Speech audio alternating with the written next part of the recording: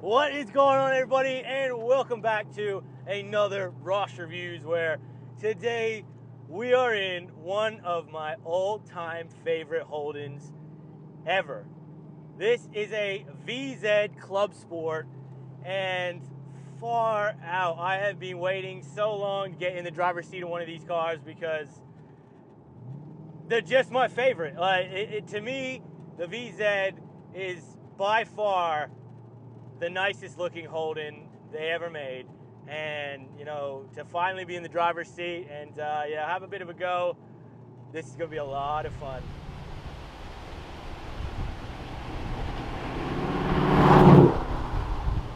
The VZ came out with a 6-liter naturally aspirated LS2. This is a big old V8, and you know, from factory this thing made 297 kilowatts, so around 400 horsepower, and about 530 newton meters of torque, so about 391 pound-foot of torque.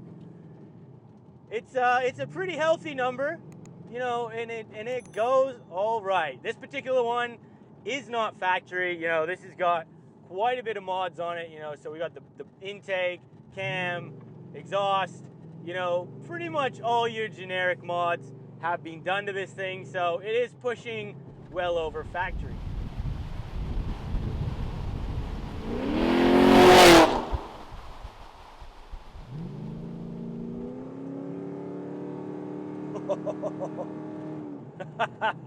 Man, it sounds bloody good. You know, goddamn, you know, you got a 6-liter V8 here, exhaust up, cammed up. This is why you buy a V8 over a turbo, because you know the sound out of these things, you just can't replicate it. And man, it is good to let this thing sing.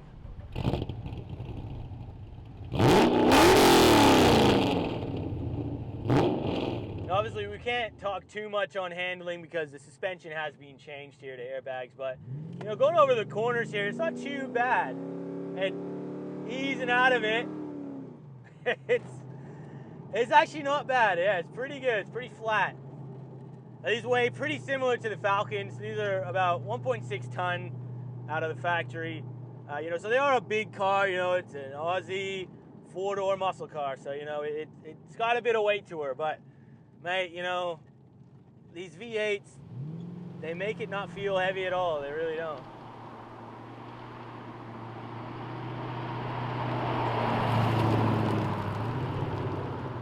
Now, from factory, you could have got this car as a 6-speed manual T56, I believe, and or you could have got the 4-speed auto.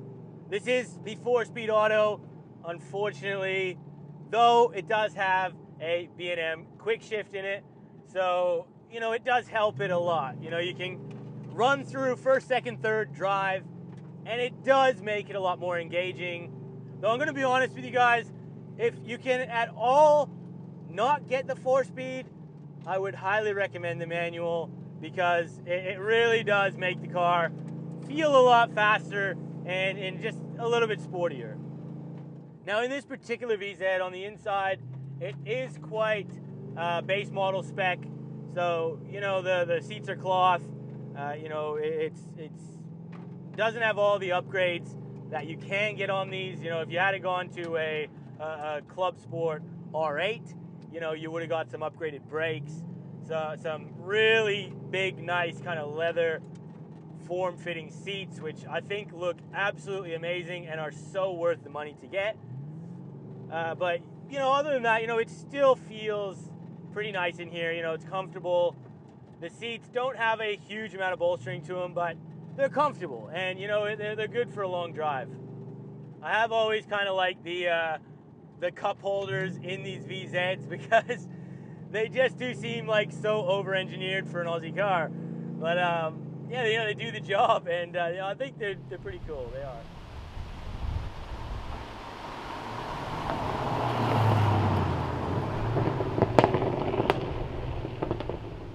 Now, these VZs are rare.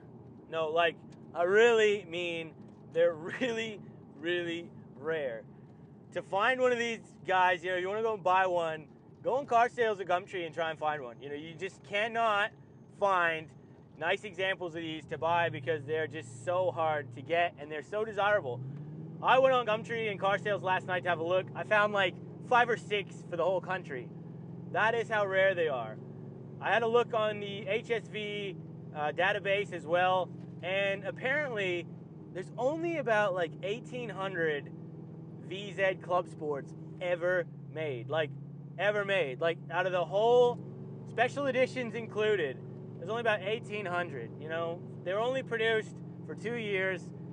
And, you know, look, a lot of these cars would have been written off, and I really think there's probably a lot less than even 1,000 in circulation right now. And, you know, to find a clean example of one, man, you know, you're going to be looking for a very long time.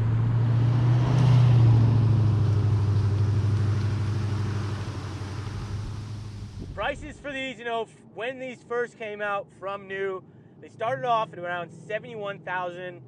I don't think that was pretty standard for an HSV. You know, on the used market now, look, you know, it really does vary because, you know, there's a lot of difference in condition and kilometers, but I had a look last night and it seems to be going between $30,000 and $60,000. You know, I did see one that was about $80,000 because it had just about 0 Ks and it was untouched, but you know, that is a lot of money for, you know, an old Holden. But man, you know, these are desirable. I think they're worth money, and you know, well, covert tax is always here, so all of the prices have just pretty well doubled lately.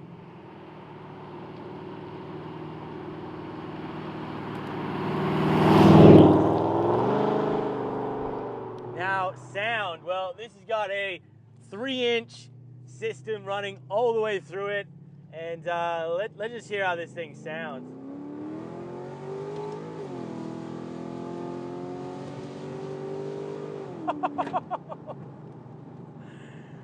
Oh my God, you know, again, that is the reason why you buy a V8. God, man, it can sound good.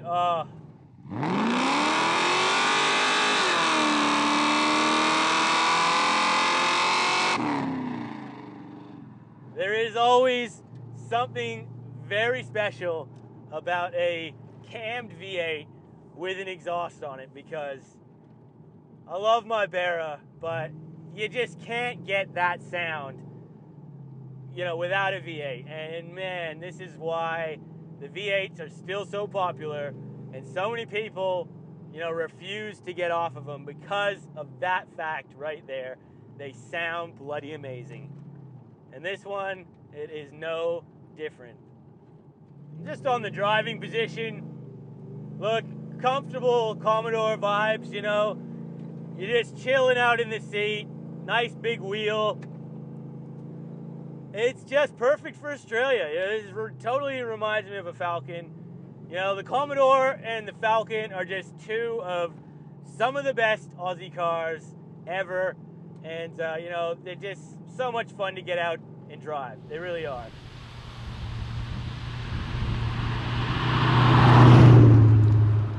You know, to me, these VZ, you know, these big V8 VZs, they're just kind of like the definition of cool. You know, like you lower them a little bit, you get that cam, exhaust.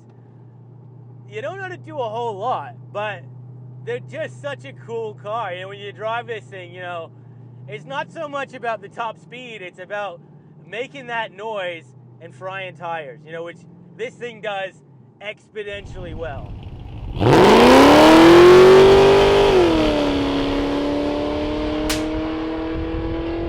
And, you know, you drive this thing through the city, you make a lot of noise, go through the tunnel, you know, that is the fun of this car. And boy, it is good at what it does, let me tell you. Now this does have a upgraded driveline. You got a trutrac diff with 3.9 gears in it, and even the rear axle has been touched a bit because, yeah, you know, I told you before, you know, what this thing is made for, and you know, this thing will seriously fry its tires. So you need to have some serious equipment at the back there.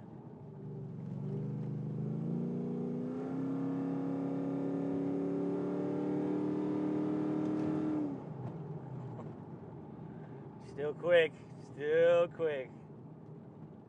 Now, 0 to 100. Now, I believe this car is claimed at something like 5 seconds, you know, from factory. Obviously, this is not factory, and we've got the 4-speed, so it would affect it a little bit. But, you know, look, we're out on the open road here. Traction control, non-existent. So, look, we're just going to flat foot it, basically, and just see what this thing gets. So, all right, we'll just count it in.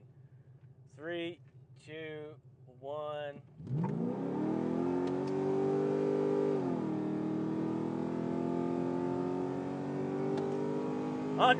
We're past 100 already. Yep, went well over 100, and yeah, this thing was absolutely insane off the launch there. Wow. I actually was too busy trying to keep the wheels straight, so I'm not actually sure when I hit 100, but we'll find out in the post-edit. But my goodness, yeah, the thing is actually properly quick. You know, this is definitely by far the fastest car with the 4-speed I've ever driven. Yeah, that was properly quick, and a lot of fun to send it. Wow.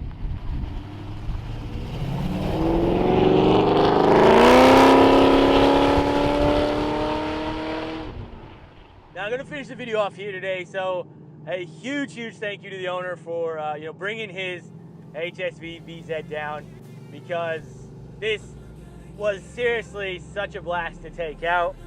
I love these VZs. I really want to park one next to my F6 one day, and yeah, I love a V8 that's cammed. I really do. So I hope you guys enjoyed this video. If so, please remember to hit that like button, consider subscribing, and we'll see you on that next video.